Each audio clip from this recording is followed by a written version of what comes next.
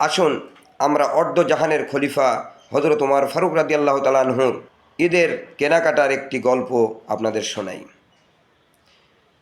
রমজান মাসের শেষের দিকে হযরত ওমর ফারুক রাদিয়াল্লাহু তাআলা আনহু একদিন শুয়ে আছেন। ওনার স্ত্রী আসলেন, এসে বললেন, ইয়া আমিরুল মুমিনিন, খলিফাতুল মুসলিমিন, আমাদের প্রিয় সন্তান, আমাদের সন্তানের জামা নেই। এই ঈদে নতুন জামা না হলে সন্তানরা কীভাবে ঈদ উদযাপন করবে? তাই আপনি দয়া করে একটু নতুন জামার ব্যবস্থা করে দেন আমার সন্তানকে। অথচ অর্ধজাহানের খলিফা হযরত ওমর, ওনার স্ত্রী আবেদন করছেন, আমার সন্তানকে একটু জামা কিনে দেন। হযরত ওমর ফারুক রাদিয়াল্লাহু তাআলা আনহু কী বলল জানেন? উনি বললেন, বিবি, সত্য কথা বলতে যা বোঝায়, এই সময়ে তোমার সন্তানকে জামা কিনে দেওয়ার মতো কোনো টাকা আমি ওমরের পকেটে নাই। আল্লাহু আকবার, আল্লাহু আকবার।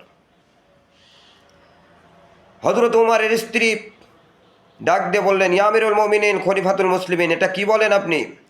আপনি না অর্ধজাহানের খলিফা? বাইতুল মালে কত টাকা, ওখান থেকে নিলেই তো পারেন। হযরত ওমর রাদিয়াল্লাহু তাআলা আনহু সিংহের মতো গর্জন দিয়ে বললেন, খবরদার বিবি, যা বলেছ আর বলো না। বাইতুল মালের সম্পদ আল্লাহর সম্পদ, জনগণের আমানত।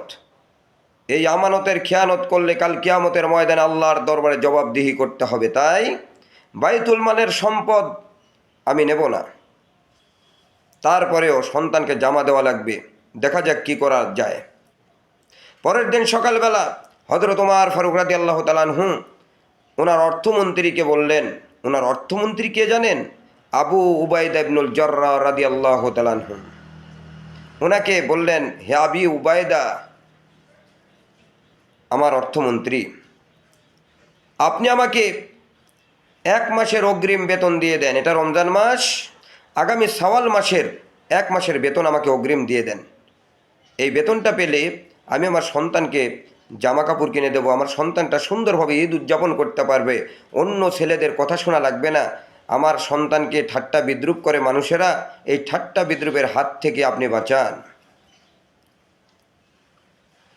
সম্মানিত বন্ধুগণ, হযরতে ওমর ফারুক রাদিয়াল্লাহু তাআলা আনহু এই কথা বলার সঙ্গে সঙ্গে আবু উবাইদা ইবনুল জাররাহ রাদিয়াল্লাহু তাআলা আনহু কি বললেন জানেন? উনি বললেন, ইয়া আমিরুল মুমিনিন, খলিফাতুল মুসলিমিন, আপনার কথা শুনে আমার চোখে পানি এসে গেছে, চোখ দিয়ে ঝরঝর করে পানি ঝরছে। কেননা আপনি অর্ধজাহানের খলিফা, আপনার পকেটে এখন টাকা নাই, হাওলাত করে ঈদের বাজার করা লাগছে। ইয়া আমিরুল মুমিনিন, খলিফাতুল মুসলিমিন, আমি আপনাকে টাকা দেব। আপনি চাইলে সব টাকা দিয়ে দিতে পারি, কিন্তু আপনাকে 2টা জিনিসের গ্যারান্টি দিতে হবে। ইয়া আমিরুল মুমিনিন, খলিফাতুল মুসলিমিন, আপনি বলেন, সেই 2টা জিনিসের গ্যারান্টি কি আপনি দিতে পারবেন? আপনি যদি 2টা জিনিসের গ্যারান্টি দিতে পারেন, তাহলে আমি অবশ্যই আপনাকে টাকা দিয়ে দিব। হযরত ওমর বললেন, কি সেই 2টা জিনিস যার গ্যারান্টি আমাকে দেওয়া লাগবে? আবু উবাইদা ইবনুল জাররাহ বললেন, ইয়া আমিরুল মুমিনিন, খলিফাতুল মুসলিমিন, আপনি তো আগামী 1 মাসের অগ্রিম বেতন চাইলেন, আমার কাছে ধার চাইলেন, কর্জ চাইলেন। আপনাকে গ্যারান্টি দিতে হবে আগামী মাস পর্যন্ত আপনি বাঁচবেন। আপনি কি গ্যারান্টি দিতে পারবেন যে আগামী মাস পর্যন্ত বাঁচবেন? হযরত ওমর চমকে গেলেন, সর্বনাশ! ইয়া আমিরুল মুমিনিন, আপনার 2 নম্বর গ্যারান্টি দেওয়া লাগবে। সেটা হলো এই, আপনি যদি এই অবস্থায় টাকা নিয়ে মারা যান, এটা আল্লাহর সম্পদ, জনগণের আমানত। আপনার এলাকাবাসী, আপনার যারা শ্রোতামণ্ডলী, আপনার যারা রাজ্যের লোক, তারা কি আপনাকে ক্ষমা করবে? সবাই কি আপনাকে ক্ষমা করবে? যদি ক্ষমা করে তাহলে আমি সম্পদ দিতে পারি, আমার কোনো অসুবিধা নেই। হযরত ওমর ফারুক রাদিয়াল্লাহু তাআলা আনহু সঙ্গে সঙ্গে বলে ফেললেন, আবু উবাইদা, তুমি আমারে বাঁচালে। আমি আগামী 1 মাস পর্যন্ত বাঁচবো, এ গ্যারান্টি আমার নাই। আর আমি মারা গেলে আমাকে এই সম্পদ জনগণ মাফ করে দেবে, এটাও আমার গ্যারান্টি দেওয়ার বুদ্ধি নাই। কাল কিয়ামতের ময়দানে জবাবদিহি করতে হবে। তাই জবাবদিহিতার ভয়ে আমার সন্তানের জামা লাগবে না, কাপড় লাগবে না, এ টাকা আমার লাগবে না। তবে আলহামদুলিল্লাহ, তোমার মতো সুন্দর একটি অর্থমন্ত্রী পেয়েছি, এতে করে আমি ওমর, আমি ধন্য হয়ে গেছি। আলহামদুলিল্লাহ, আলহামদুলিল্লাহ, আল্লাহু আকবার। সম্মানিত বন্ধুগণ, আল্লাহর ভয় কারে কয়? এরকম আল্লাহ ভীতি আমরা কি অর্জন করতে পেরেছি?